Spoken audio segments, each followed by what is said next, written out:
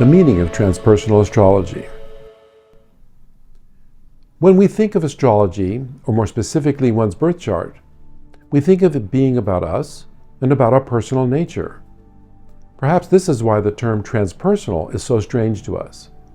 This term has only been used recently and began with the writings of the spiritual teacher Sri Aurobindo, as well as the astrologer Dane Rudhyar, who first used the term in 1930.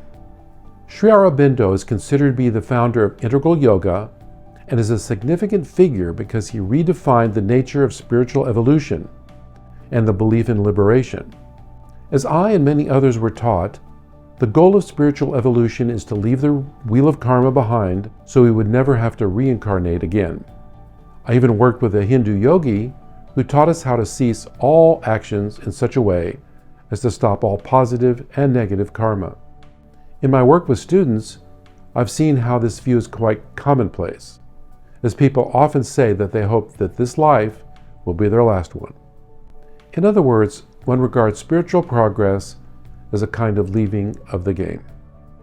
However, Aurobindo expanded on this view and suggested that there are two aspects to this movement or evolution. In his words, the first is that a transpersonal attitude may be one involving a reaching beyond the personal and an ascent of consciousness by seeking to attain greater heights and peak experiences. This is how the word is used by the transpersonal movement in psychology as well. But he then added a new aspect to the direction of the transpersonal process by saying that it also may imply a descent of spiritual power, focusing itself through a person as diffused solar light is focused through a clear lens, and it is in this sense that I have used it in the past. In other words, the goal of integral yoga is to not only become aware of the divine and integrate it into the physical, mental, and spiritual aspects of ourselves, but to actually manifest the divine on earth.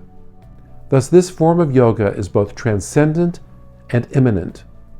It reunites the finite with the infinite and merges the timeless with the temporal and the transcendent with the immanent. This literally meant that one's DNA itself must mutate, essentially creating a new type of human being. Dane Rudhyar was well acquainted with these ideas and sought to reimagine the nature of astrology to bring it into accord with this consciousness shift. In his terminology, the outer planets of Uranus, Neptune, and Pluto ought to be conceived of as doorways to what he referred to as galactic consciousness. He used this terminology because he regards space as more than just physical distance, but also as psychological, psychic, or vibratory distance. I know this is a strange idea to think about, but if you're far enough out of the city to see the brightness of the Milky Way galaxy, what do you feel about where you are truly living? Can you experience a sense of immensity or spaciousness? Can you imagine being a part of that immensity? The reason this is possible to imagine is that it is a fact that you are indeed a part of that immensity. Now let's translate this into astrological terms. A human being begins life with the potential of becoming an individual among many other individuals. We can think of this as an ego with a closed center or eye. One's natal chart represents a unique set of potentialities, since we know that no other chart is the same as ours. However, upon reflection, we also know that all charts are comprised of the same archetypal building blocks, which include the 12 signs, 10 planets, and 12 houses. What might this mean for us? It suggests to me that each chart serves some kind of purpose or inherent destiny that is bigger than just oneself. And if we make an effort to actualize these potentials, our life becomes more powerful, clear, and meaningful. This is due to the fact that in doing so, we are going beyond ourselves, so to speak. We are now shifting away from a total focus on oneself towards the realization that we're affecting an ever-expanding or widening group of others, ranging from one's family and friends, all the way out to our community, nation, and world. The transpersonal approach to understanding one's chart is to discover how we can shift gears, reorient, and transmute our consciousness so that this movement might occur within us. But that can only happen significantly and constructively when we have completely and fully accepted the possibility of it, and also willingly accepted the means whereby it can operate. When one accepts this possibility, then a crisis of transformation begins to happen.